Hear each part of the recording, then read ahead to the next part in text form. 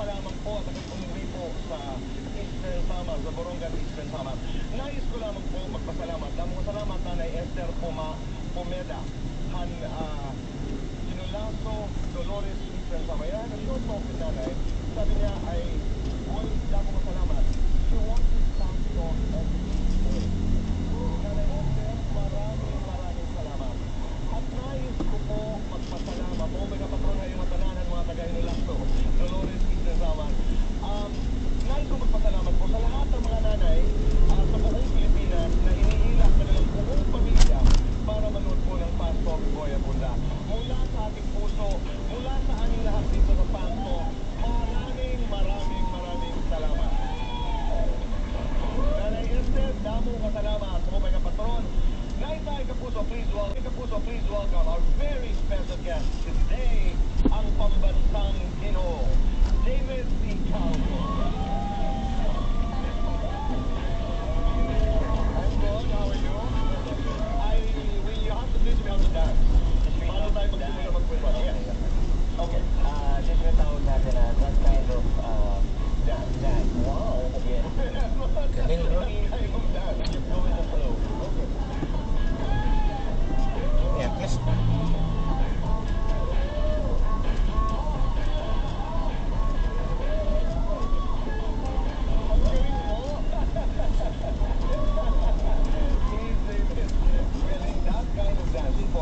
Sabayan niyo po yan. Yun ang puso ngayon. Galing, no? Okay. How does it feel to be one of the best dancers? Actually, minsan nahihiya ako. Na-insecure sila sa akin. Kasi sobrang galing kong sumayaw. But you try to assure them that it's okay. It's okay. Ganito lang talaga ako. David, you called the pambansang Ginoo. How do you react to that? May pressure pa ba? May, with the expectations that, that come with it. Nape-pressure ka ba? When you call pambansang Ginoo? I think it's again, it's a pressure-filled name. Hindi ko rin alam kung bakit ako tinawag na pambansang Ginoo. But of course, since yun nga yung tawag sa akin, have to kailangan pakita na maging good example sa mga tao. I embrace it. Pero may mga panahon ba na ikay mag-Ginoo pero kunting bastos? Siguro paminsan. I like that. May kakaibang titig. Pero alam mo ang pinag-uusapan talaga ng marami? Ang titig ni David. Ito yan, di ba? Titig ni David. Ano yun? What is it? To the camera. Ano yung titig pag nagpapakilig si David Licauco?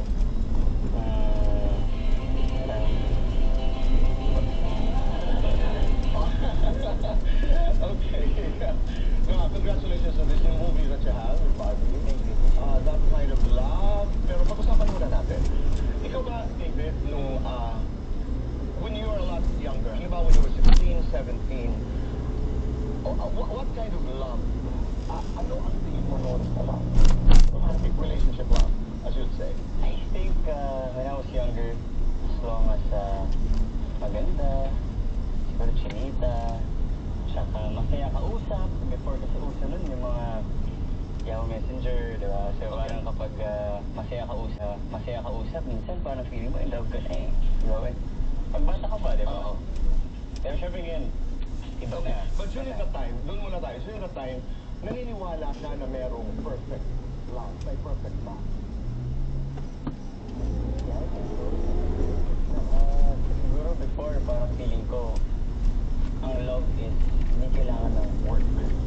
Kaya feeling ko, dapat ito ang laki ka na.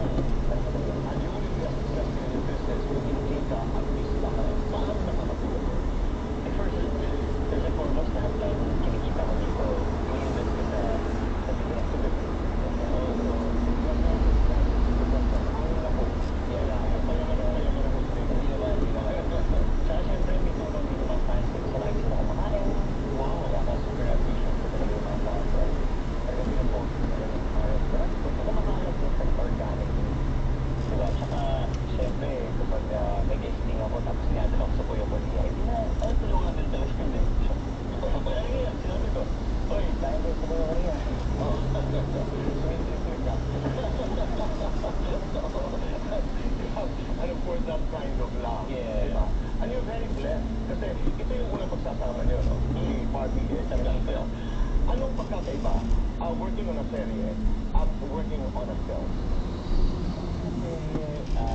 Konti. Diba, mas konti yung ma-handle. In a movie, medyo nagkaroon talaga ako ng malaking adjustment dahil ang daming shots. Diba, mas marami. May wide, tapos may close-up, tapos ulit na ulit. So film is more difficult.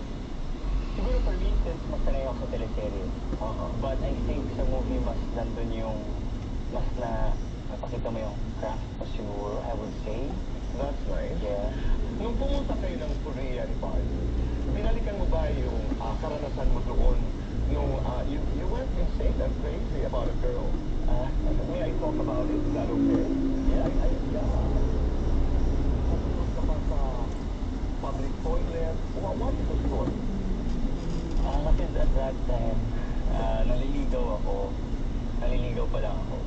So parang, medyo nahihirapan ako makuha yung babae. So parang sabi ko, Korean? Korean. No, she's Filipina. Filipina, okay. I wanted to prove myself to her. So that time, she had work in Korea. So I decided na sundan ko kaya. And that time, nag-book ako one day before the flight. So, alala ko, dala-dala ko ng backpack ko. I winter that time. So yung jacket ko, syempre hindi naman ako nakapili dito boy, diba? Pagdating ko doon, sobrang lamig. Tapos, bumili ako ng bulaklak.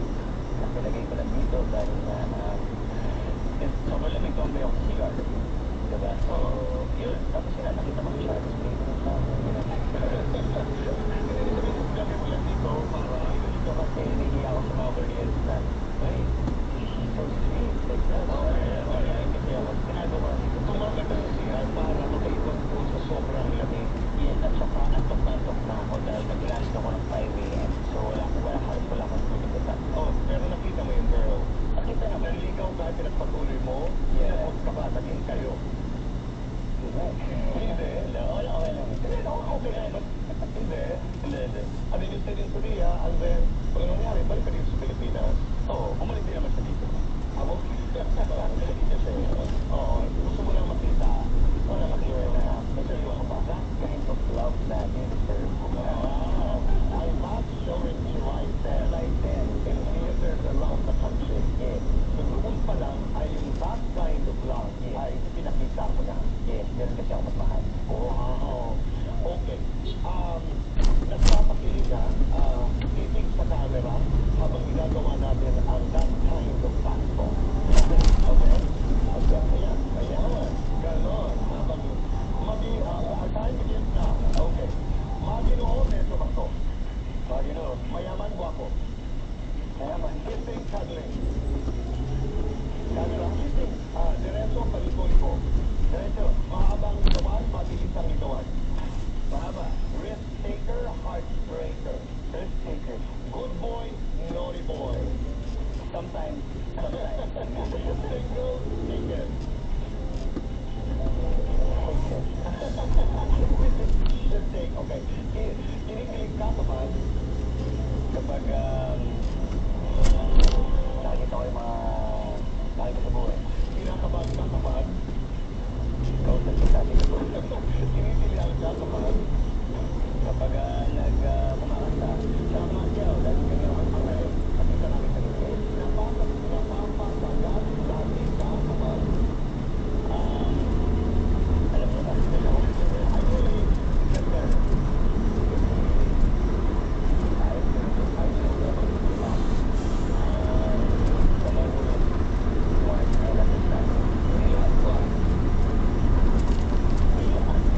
Talaga?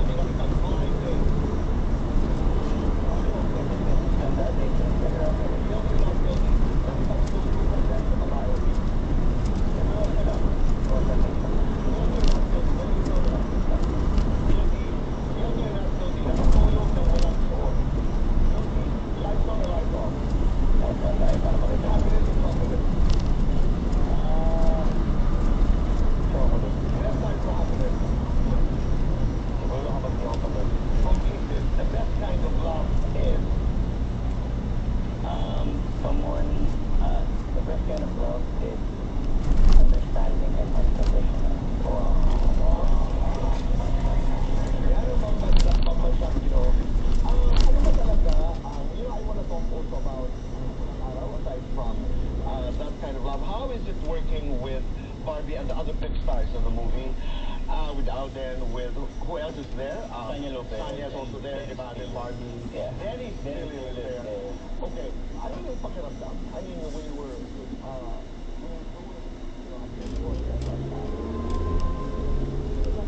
ang inyong pagiging magkaibigan ni Barbie. I want to talk about it. A lot of people would say that kind of friendship is like Vilma Santos and Boyet de Leon. Yung lahat ng kwento, lahat ng kasagutan dito ay maririnig po natin sa pagbabalik ng Fast Talk with Boyet.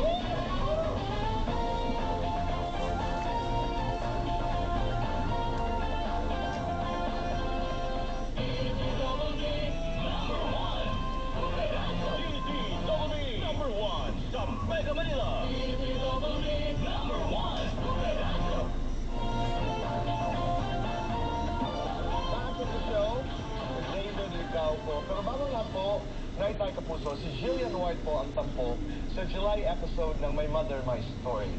Nag-shooting po kami sa Tagaytay sa bahay kung saan sinute ni Jillian ang kanyang unang teleserye na Through This Live when she was only 5 years old. Abangan niyo yan ngayong July dito lamang po sa GMA. My Mother, My Story. At sa lahat ng mga mahilig sa K-drama, don't miss the OST Symphony K-drama in concert featuring the Philippine Philharmonic Orchestra ngayong June 29 Saturday sa Metropolitan Theater in Manila.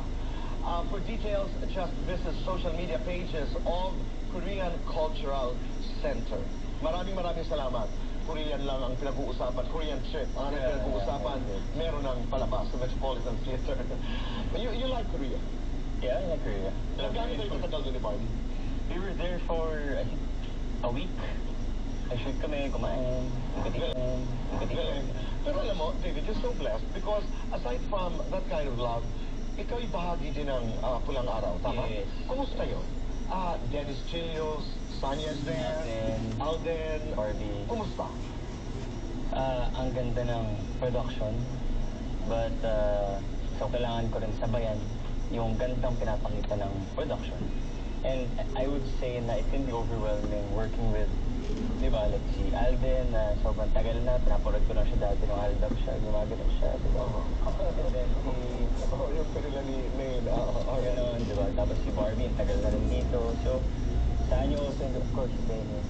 But I try not to think about it and try my best to stay in the moment and mag-prepare lang ako so that I feel confident pagdating sa set. That's your process as an actor. Just the moment. Yeah. And I have to prepare. Right. So that will be the Paano ka maganda? Actually talaga, siguro mga 2 days before pa lang, hindi ko na yung breakdown. So, pasensya na sa mga hindi namin show na lagi ko sila pinukulit. Okay. So that I can study. Kasi meron din ako mga businesses, marami akong isip. Okay. So, kung baga nagre-prepare na ako beforehand pa lang. Breakdown mo ang meron sa lahat. First, Ano lang story? You build a backstory or you go to the line lang? No. Of course, syempre it's a teleserye. So, normal lang na alam ko na talaga yung story. Correct. But talagang pinibreakdown ko yung line per line na I will feel this kasi ito yung maramdaman ko dapat for this line. Mga ganun. Oo.